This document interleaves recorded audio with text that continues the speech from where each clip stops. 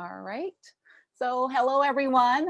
Thank you so much again for joining us. I hope everyone had a wonderful Thanksgiving.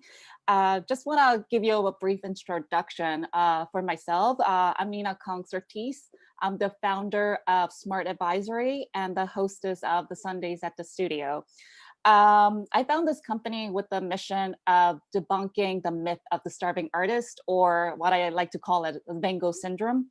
And I want to empower artists to level up their career and reach their full potential. And also coming from a family of artists, I've seen a lot of challenges that artists had throughout their career. And despite the stigma and the myth that our culture has created, I always really admired the artist's career path and their courage and their vision. And as becoming an entrepreneur myself, I realized that they are entrepreneurs, and that really made me excited about like helping artists to really fully become entrepreneurs themselves, not just working around the myths. So I created this series, an interview series. It was intended to hold place at the artist studios, but unfortunately, in the age of COVID, we're doing this virtually. But the vision of the mission is the same. I want to create more visibility and a voice behind the work, and celebrate artists and who have achieved their success and that created their own career paths. So I'm so excited to introduce you to Monica, who is a wonderful artist, as well as an amazing interior designer. I'm gonna let her speak for herself about her career journey as an artist and a little bit about her interior design practice as well. So I'm gonna ask you to unmute and yeah, take it away. Okay, well, I think I would begin with just being born an artist, right? This is something that is certainly a calling. It's not something that I think you decide later in life. I think it's you are kind of born with the creative bent, and either you have this that you need to push through no matter what throughout your life, or you don't. And so I would say that that is something that has always been kind of the through line to getting me to where I am today. And I would definitely say that right now at this point, I'm living the dream. I'm absolutely living the dream come true. And, you know, I think as a child, this vision of, or even a teenager, I had this vision of living in this beautiful place and having a studio space where I could create and also having my own interior design business. I was drawing my own floor plans, I was rearranging furniture, and this dream seemed so lofty. And you know, I think for many years and through struggle, it seemed unattainable, and it seemed like something that was kind of far-fetched. And now that I'm at this point in my life, I didn't realize how grounded I would feel in experience, and that I'm here now and this is so real. And everything that has gotten to this point was well earned. And, you know, there was a lot of effort that made it happen.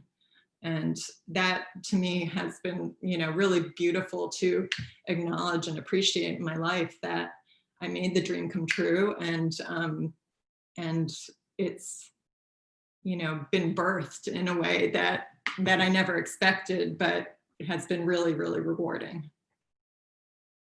Yes, absolutely. I think just being the get to where you are. I mean, we have to take take a lot of turns, right? It's never like linear line that we normally see the tip of the iceberg, right? Like we only see the success. We don't know exactly like how we got there. So like, can you share a little bit about maybe like few anecdotes about like some of the challenges that you may have faced as becoming an artist, and what are the lessons that you gained from that? You know, I think I think without a doubt, you always encounter other people's perceptions of what they imagine is possible. And, you know, I think it's, you know, there's a linear approach to life that many people live in that is completely right for them. But for an artist, it may not be so linear. And I think for me, you know, I think I just always had this feeling that I can completely break the box and that will feel right for me. And, you know, I had this notable day, you know, just I think it was about a month ago. I was at the zoo with my son and his friend, and 3 of my paintings sold, which covered more than I made in a month a year, you know, 3 years ago. And it was like, there I was at the zoo with my son. And I'm like, yes, this is how life is meant to be. It's meant to be relaxed and organic. And it's, and I mean, it certainly wasn't without merit. You know, many of my paintings are created through the middle of the night and, you know, through hours of labor. And it's not that the work wasn't put in, it's just that how that work needs to be allocated and when it's done, and having the balance to really be free with life and enjoy life, work hard, but have it be passionate and from the heart, and you know, not constrained. And that's what I think I struggled with overall, was feeling like this pull to be this spirit that I am, and then this pull like, okay, I better be linear with my thinking at the same time. And much of that experience, I think, is incredibly useful, because that kind of linear thinking, left brain sort of thinking, is how I do my design work. You know, I need to think that way. I need to be organized. I need to be well managed in order to manage hundreds of thousands of dollars, you know, and beyond, and have that, you know, that accountability. So there is a need to balance that. But for sure, the artwork for me is free soul, free spirit, music blaring, you know, relaxing and enjoying, and being romantic with my life. And that's been a really, really beautiful process for me.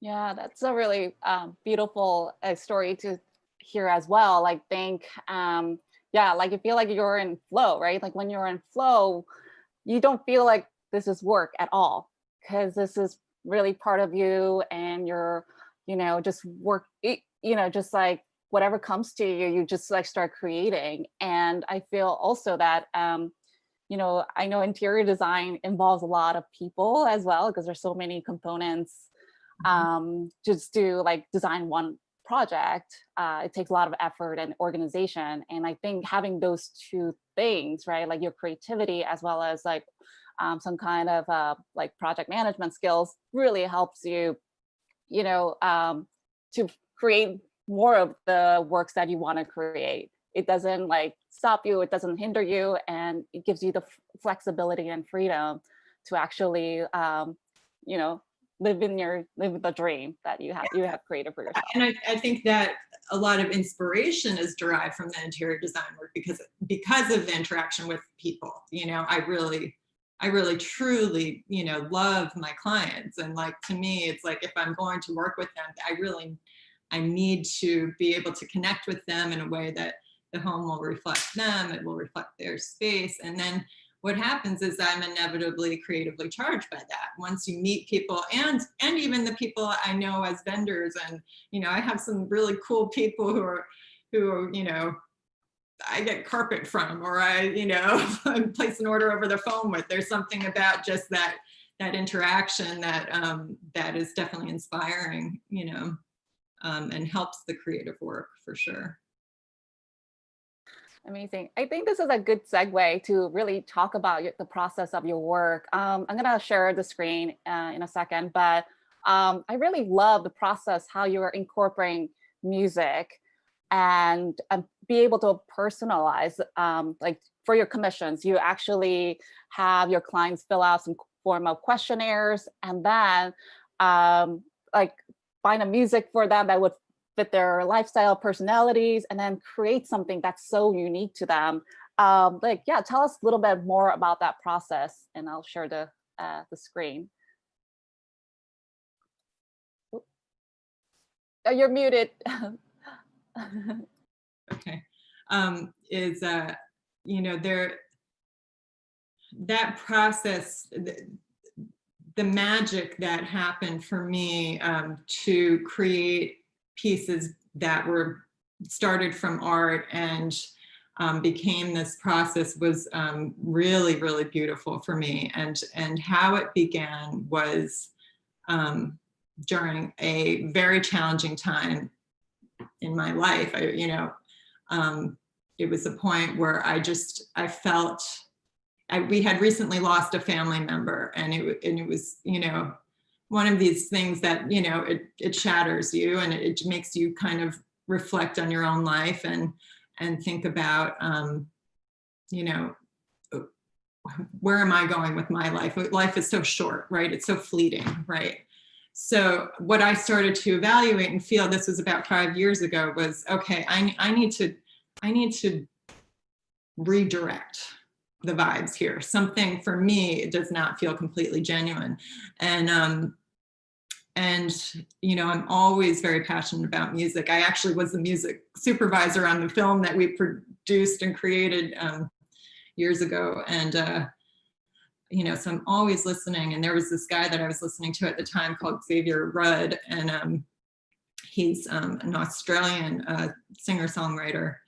And a lot of his music has spiritual themes, has social justice themes. And he has this really amazing song called Bundagen. And it's, he has this very raw moment where he says, he's calling out to his ancestor, great-grandmother, and he says, "Grandmother, I need you right now." And he says, "Send me an angel, I need one right now." And there's this line, "Receive love with no fear and no doubt."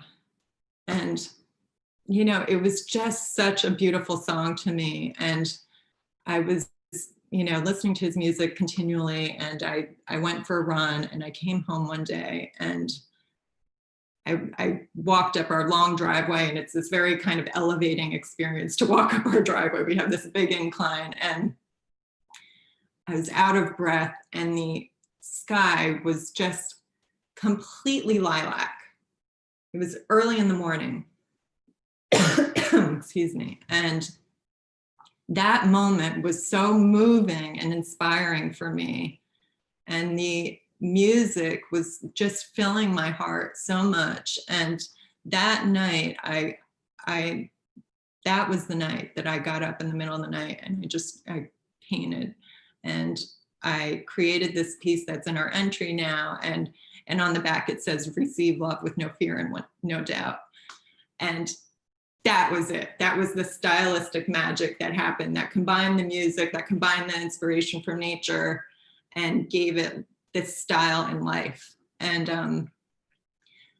then it just didn't stop. Then it was night after night after night after night, and 2 years until I quit my job, and it kind of took off. And I, right after I quit my job, I was interior designing and managing a team, and right after I quit my job, I sold 11 paintings, and within the next year doubled my income. And so the starving artist, for real, is a myth when you're living in your life, when you're truly going for it. So that was the birth of the style. But this piece I completely adore, and it's inspired by a song by Socrates Malamas, a Greek singer.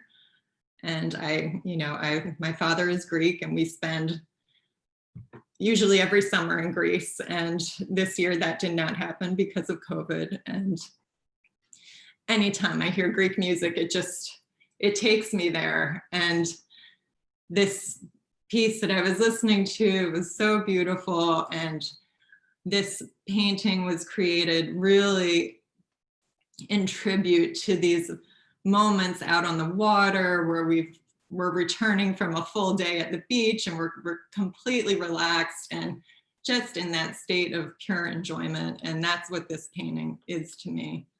And the lyric that goes along with it is horas μαζί, which means hours together, which I think we can all connect to and be inspired by and be optimistic about, that we will have these hours together again on a boat in Greece, right?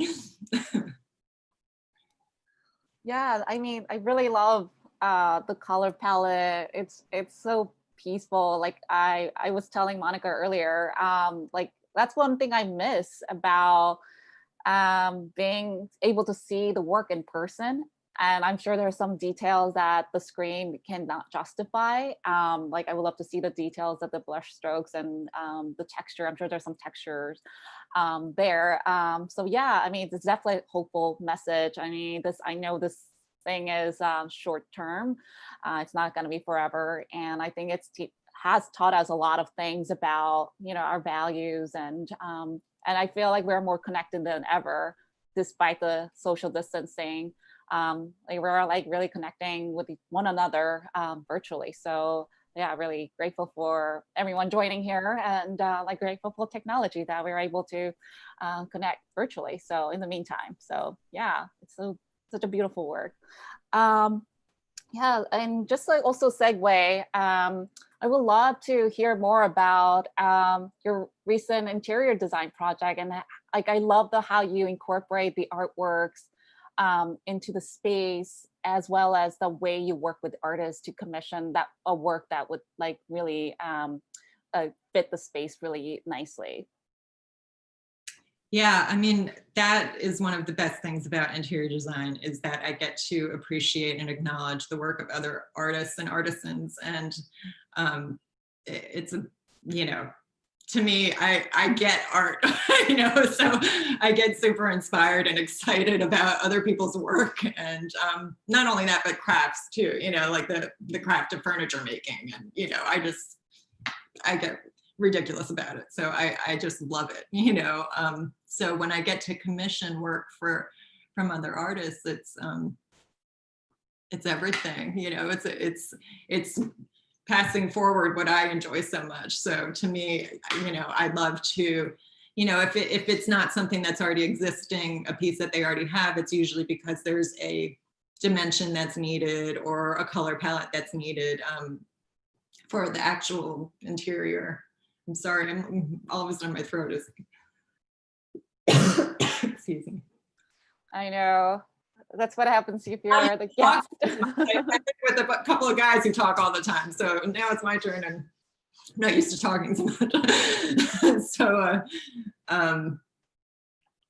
yeah. So when I get to commission pieces from artists, you know, to me, it's really beautiful to let them do their thing, you know, and that's the biggest. You know, I would certainly never nitpick an artist, you know. It's like, okay, here's the constraints, I need this dimension, go.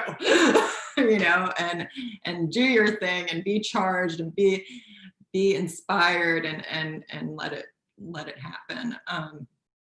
So yeah, I completely enjoy that process. But you know, it's funny, I was at the MoMA recently, and there's this piece by Helen Frankenthaler there, right, called Jacob's Ladder. Some of you may know it, and it is, to me, I look at that paint. I will wander around the museum and I stop on that painting, and I just,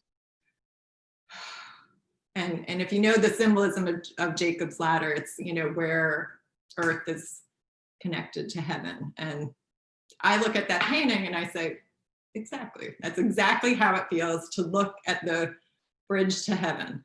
And I feel alive and I feel inspired by that piece. And I was there with another designer friend when I was just there recently, and we had a laugh and said, you know, you could take that to a client's house and it's, you know, worth millions, right? You could take it to a client's house and they would say, you know, I really don't love green. you got any other options? You know, so it is very personal and it's very subjective, you know, when it comes to interior design, and that's okay. That's absolutely okay. Art is so personal, and what inspires me might not inspire the client. So to me, it's about finding that piece that's going, or the style of another artist that's going to mesh with their tastes. And to me, that's a really beautiful process too, to say, okay, what's going to reflect these people who live in this space? And, you know, you can have so many talented, you know, there's this artist called David Stenbeck whose work I love, Swedish CGI artist. And I have yet to find a client who would want the pieces in their home. You know, to me, I would have it all over the place, but it's, you know, it has to match who's living there. So like, yeah, that's really fascinating. I mean, it's still intriguing to me because it's like commission is very specific and it's like very specific to client's taste. And you're artist as yourself, like you want to give the artist the complete freedom to create their own, not to be restrictive in certain criteria.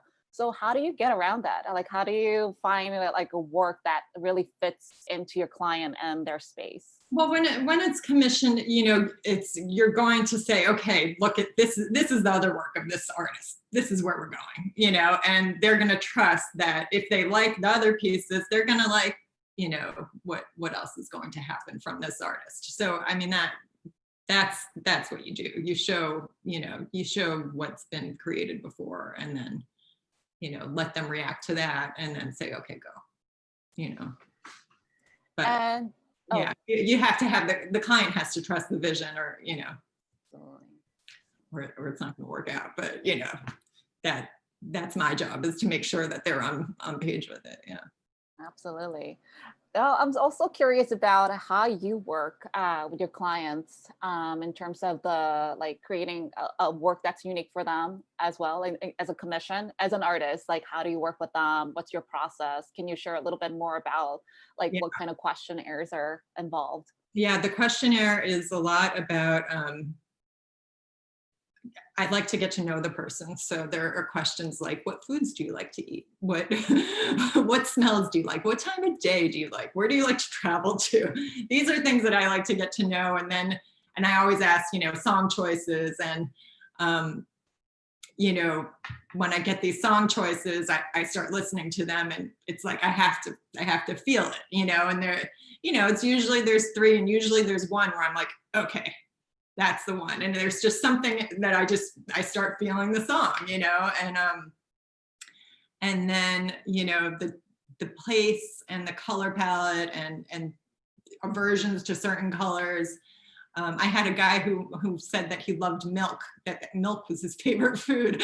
And it wound up being this very milky painting. It had this very white brush look over the whole painting. He loved it, you know, in the end. And you know, I guess you know, I've had these really magical moments. I do not do sketches, or because that's not the way I work. I don't know where the painting's going when I start it, and it winds up where it's meant to be. And there's something in my soul that tells me, okay, this is it. This is how it's supposed to be. And I see things in the middle of the night, and then I work on it and I apply it, and it's, you know, this process. And when it's done, it's done. And, you know, it's kind of take it or leave it.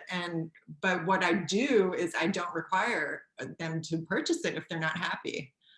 But I only had that happen once, that it didn't work out. And it actually started with a client who, I should have called it off right from the get-go, because she told me that she didn't really understand why music would need to go with painting. So I'm like, well, maybe I should have just stopped that at that point. If she's not getting where the inspiration works, it's not a match. But that was a lesson learned. Otherwise, I've had some amazing, rewarding experiences where people have, you know, I mean, I've had people cry and say, you know, this just fills me up so much. And I would say that's honestly the majority. And that, to me, is worth gambling on. You know, it's so fulfilling when it works out. And And sometimes, you know, I just believe that it can be paid forward and somebody else might like it. And that, you know, like I just, to me, the energy is, you just keep it flowing, you know, you just keep creating, keep doing, and then it works out. But those magic moments are absolutely incredible and absolutely worth every second. And it's like the joie de vivre. It's everything to have that moment where the client's, you know, getting the tear in the eye, like, oh my gosh, I love this so much, and it's nailed it. It feels amazing. I mean, that's really, I love that story. It's just, I mean, I love the process itself, you know, just incorporating like different form of art and music, the sound and the visual, like it's just beautiful. I think my other question would be, what advice would you give to yourself as a younger artist that you wish you've known back then, but like that you know of now? Listen to your heart only. Listen to your heart and those little voices in the middle of the night, and tune out all the other noise. And I wish I knew that earlier, but again, everything was meant to be as it was. And I'm probably lessons learned that I needed to learn. But I think the more I've trusted that voice that calls to me in the middle of the night, in the early morning, and tells me right from wrong, and it's very, very present, and I'm very aware of it, and I trust that above everything. I love that. I mean, it's again, like we mentioned before, it's just like, it's really difficult. I mean, starting art, when you're starting out, right? Like you're looking for the path, right? You're looking for your voice, or like a style that would define your career and work. And it's really difficult. And I think that's a lot of times, oftentimes a lot of artists have challenges with that. And well, and critics, I think it's so completely subjective. Like I said, Frankenthaler's piece, and it's in the moment, that's worth millions. One person will walk by it and say, eh. And then, you know, I mean, to me, it fills me up so much, but it's so personal, you know, and that goes on every scale of the business. So, I mean, you know, to be judged on something that you know is right for yourself, for your creative vision, is like asking, it's almost ridiculous. Like, you can ask anything about anybody. That people have a million opinions about the best designers in the world, the best musicians in the world. Oh, I don't like that guy, I like that guy. I mean, everybody has an opinion, right? But what you can only trust is your own. When it comes to being a creator, you have to trust your own guidance with that. There is nothing else, you know. It's when you are an artist, there's nothing else. You cannot live without creating. It's everything. So, you know, and I guess for people who don't have that creative drive, maybe that's difficult to understand, you know, but, you know, listen, I think everybody has purpose. It's just a question of how it's channeled in their lives. yeah, it's also about like timing too. Some people don't find it much later in their life, or some people discover early on. So yeah, everyone again has like different path. So what are some of the best advice and worst advice you ever received as an artist? Only because you gave me that question ahead of time, I know that my answer for the worst advice is that it's none of it's worth repeating. Honestly, I couldn't think of anything worth repeating that anybody's told me that has been bad advice. Oh, that's fair. Good advice, I would say the best thing came from a random friend who said, "I believe in you." That was the best. I think only because that internal voice, I think, has always been so strong, and to hear somebody else say, you know what, keep doing that, it's like, oh, right, thank you. Appreciate it. That's good advice. Yeah, I mean that we definitely need some cheerleaders in our lives, and as an artist, like we get very self critical and self conscious, right? Especially when we're putting ourselves literally out there in the world to be judged or to be critiqued, right? Like a lot of times art gets critiqued a lot when it's out and about, but I think that self doubt also, yes, Stop. yeah. That cute emoji with the the monkey with the hands on it. No, just don't do it. Absolutely. And That's that. no, absolutely. And I think it's great that your friend was able to like confirm your beliefs as well. Yeah, That's like well, that came always, from another artist though too. Fair. I have to put that along with it. yeah, yeah. No, it's great. It's great to have that kind of support and encouragement from even fellow artists themselves. Um, so how do you define success for yourself? Um, for myself, well, I think I think first of all, I think humanity is genuinely, you know, generally pretty successful, right? Like I think people are out there are successful, right? I think the majority of people are out there trying to do something good in the world, you know. So in that way, I would say, okay, well, I think I'm trying to do something good. That makes sense. So I think I'm as successful as, everybody else. We're all just trying our best, right? I think that's successful to me, is just trying to contribute to the greater good, trying. Okay, I'm successful. That's enough for me. Millions of Instagram followers won't do it for me. I'm just trying my best. Just trying to do it. Yeah, for sure. I think in some ways you are successful in ways that you create inspiring space for your clients and also like some inspiring work. Like it's like a collaboration with your clients when you create artwork and you give them a special gift that shows them like another side of them, like more spiritual side of your client. So in that way, you're really successful at expressing those or really tapping into their spirits, right? Like through these questionnaires and the music. I mean, it has to be a match though, Right. for some it might be a success, for others it might not, so I can't define myself by these I guess that's my thing, is I can't really I don't look to again, I think I try not to look to the outer accomplishments as a definition of success for myself, just because I know that I know what I've been through in my life and I know what other people have gone through, and gosh, it's successful just to get up and face the world, each day, right? I mean, especially if you've had trauma in your life, which I think we all have had in one way or another, when you've lost people who are meaningful, you know, you're just trying to do your best, trying to be kind to other people, trying to receive kindness and contribute to the greater good. So to me, keeping the I'm not usually impressed by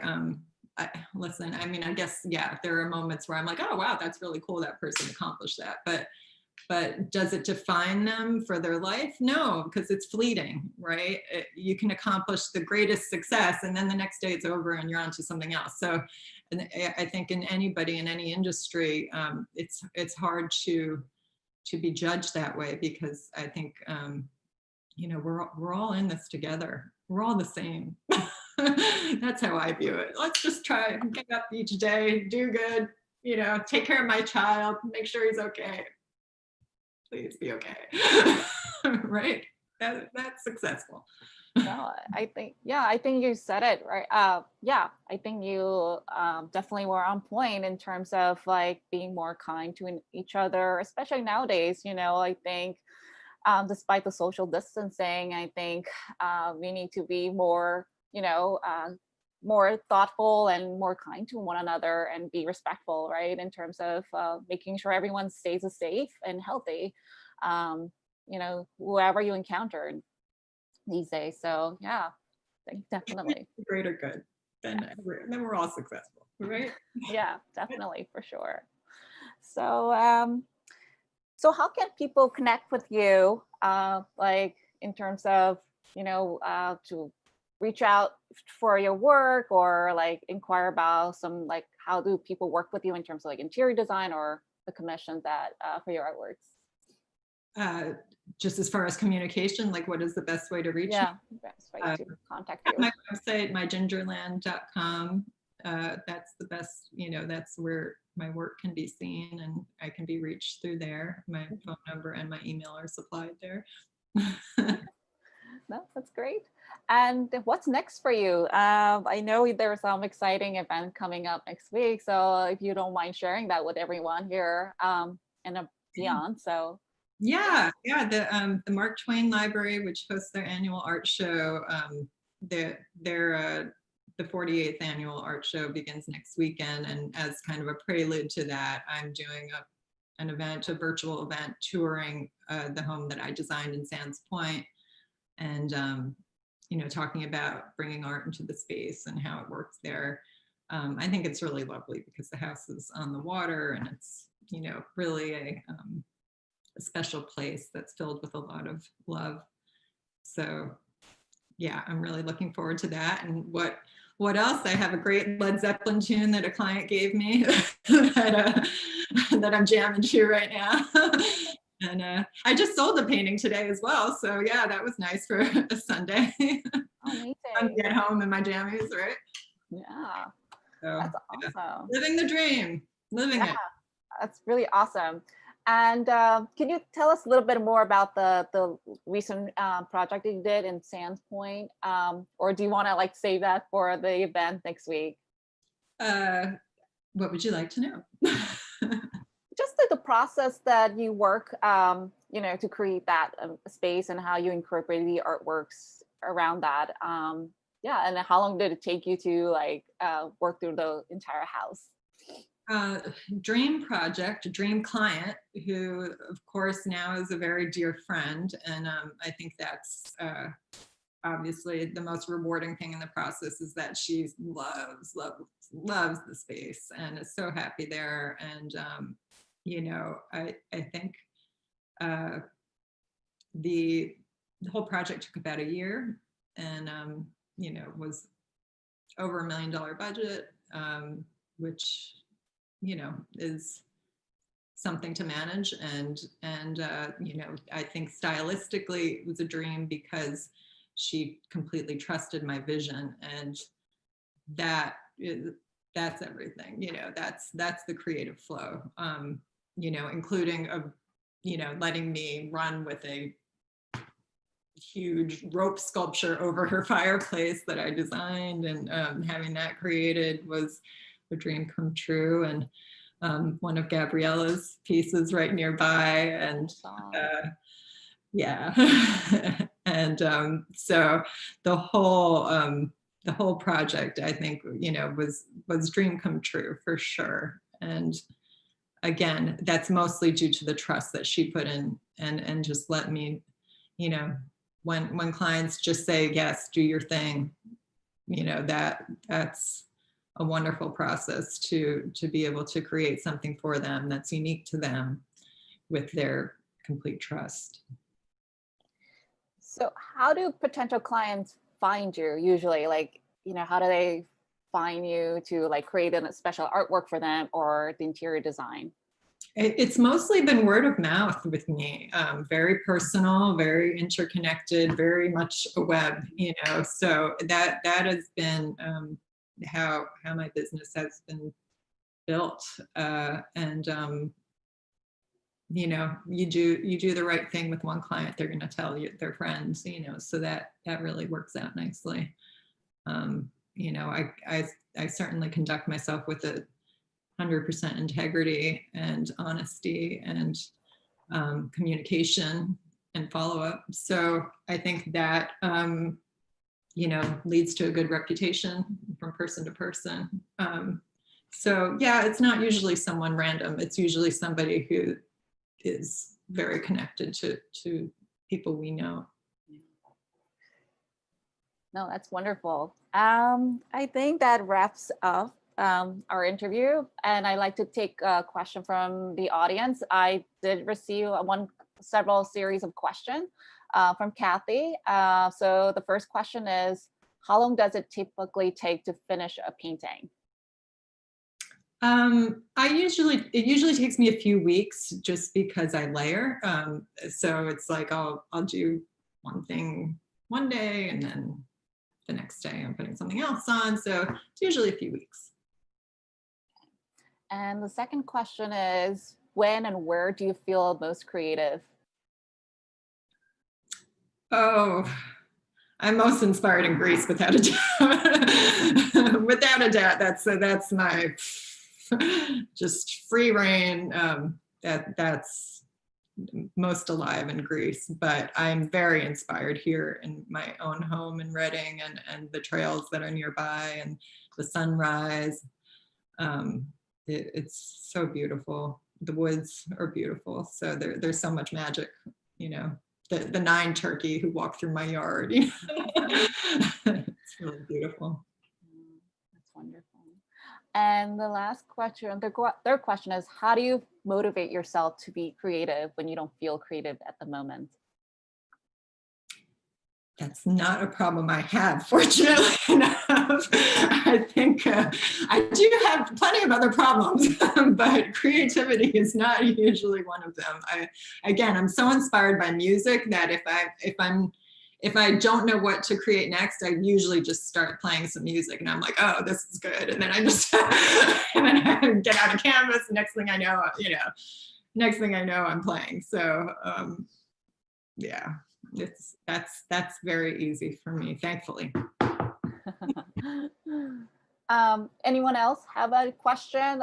Feel free to unmute yourself, or if you feel comfortable, you could also type in the question as well. Do you have any questions for Monica? Anyone? You could raise your hand if you want to unmute yourself. Okay, I think I am muted. Yes. Monica? Yeah. My question is, when am I getting my painting? I'm kidding you. Were we waiting for something? Wasn't there a dimension I needed or something? I want to make a statement. Since I'm Monica's aunt, she has always been creative. And I believe that she got to where she is by the steps that she went through. Though she might have wanted to be in this place 20 years ago, or 15 years ago, or 10 years ago, she took on other responsibilities that moved her along, that got her there. And each time she did something, she did it with such exception that they moved her to the next level. And it's been a joy and a privilege to watch that. And we have art in our families on both sides. So it really has been, she got to where she was by going through the process of what she did. If she would have been 18 years old or 20 years old doing what she's doing now, it wouldn't have happened. It wouldn't have happened. So I'm so proud of her. Thank you. And that's it. Thank you. Thank you so much for sharing that. Oh, I love that. I mean, I love the personal story too, like the family stories. Anyone else have a question or comment? Please feel free to unmute yourself. I think there was a question from Emily in the chat. Okay, Emily, what song best reflects your life? Whoa.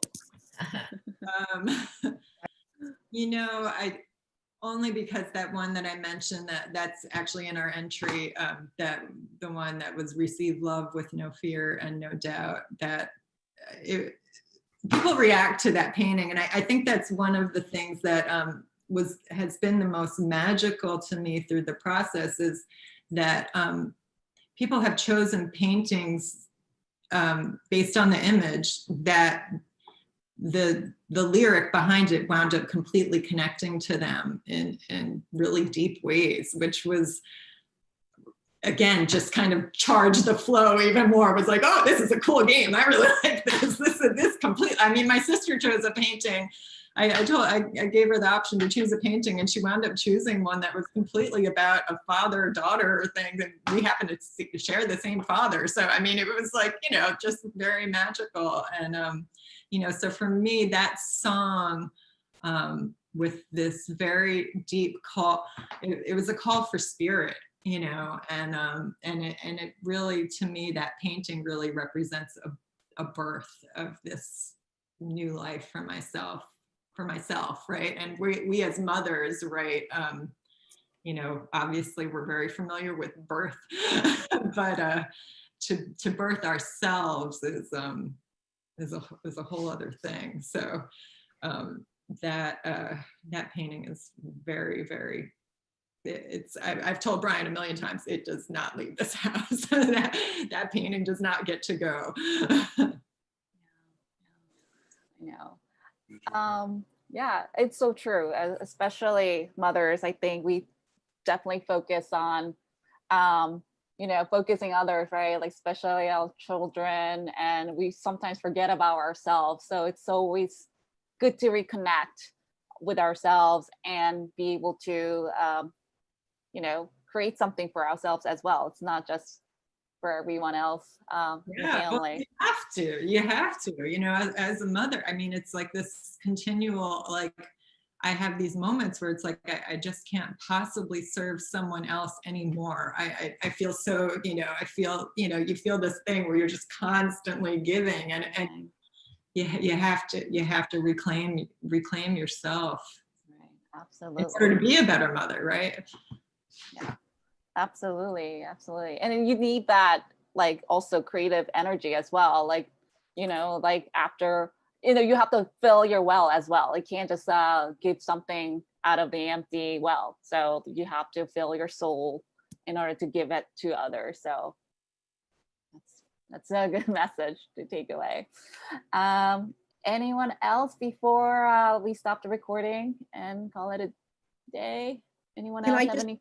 can I Yes. just say something? Yes, please. Well, as Monica's mother, who recalls back when she was 2 years old and could hardly hold a crayon, and I had to always have some writing implement in my purse so that she could be sketching on a piece of scrap of paper, a church bulletin, anything, to seeing, as Elaine referenced, her journey and where she's come to. We are so proud of all that she's accomplished and continues to accomplish.